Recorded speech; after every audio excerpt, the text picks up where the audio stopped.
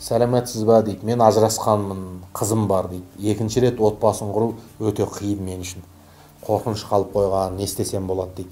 Енді қоғамда бір рет жолы болмай ажырасып, кейін не істерін білмей жүрген адамдар енді бар.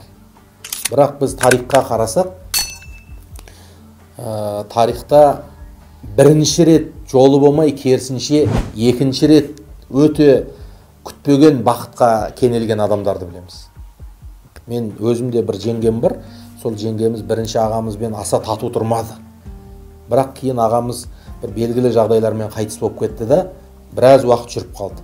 Сөйтіп екінші рет тұрмысқа шықты. Екінші рет тұрмысқа шыққаны керемет сәтті болды. Күйеуінен бұрын соңды көрмеген жақсылықтар көріп, тіптен жасарып кетті. Осыдан 15-20 жыл бұрын бірінші күйеуімен тұрған кездегі суреттерін қарасаңыз, керісінше жүзінде мұң, көзінде нұры аз, ал кейін жасы ұлғайғанменен өзіне бақыт сыйлаған күйеудің қасында керемет жадырап, жүзінен нұр шашып, көзінен қуаныш көрініп дегендей керемет ғұмыр кешіп жатыр. Сондықтан менің ойымша адам үмітсіздікке салынбау керек.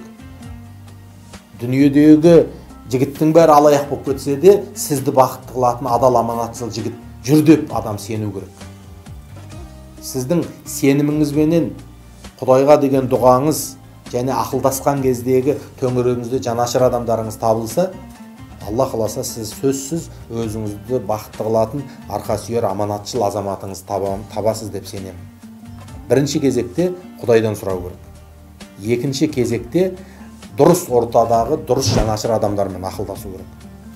Үшінші кезекте бағанағы жігітті кездестіргенде де сонымен тек қана жігіт ретінде жеңіл оңашада жүріп тұрып кетпей, соның төңірегін білетін адамдар арқылы сұрап, жігітті танитын адамдар арқылы ол жайында ақпарат жинап, өзіңіздің жүрегіңізді махаббатқа емес, бірінші кезекте санаңызды дұрыс ақпаратқа толтыру керек. Ол жігіттің кім екендігі жайында. Содан кейін ғана барып, жүректегі махаббат ол кез келген уақытта лаулап кете береді ғой, егер ұшқыны бар болса.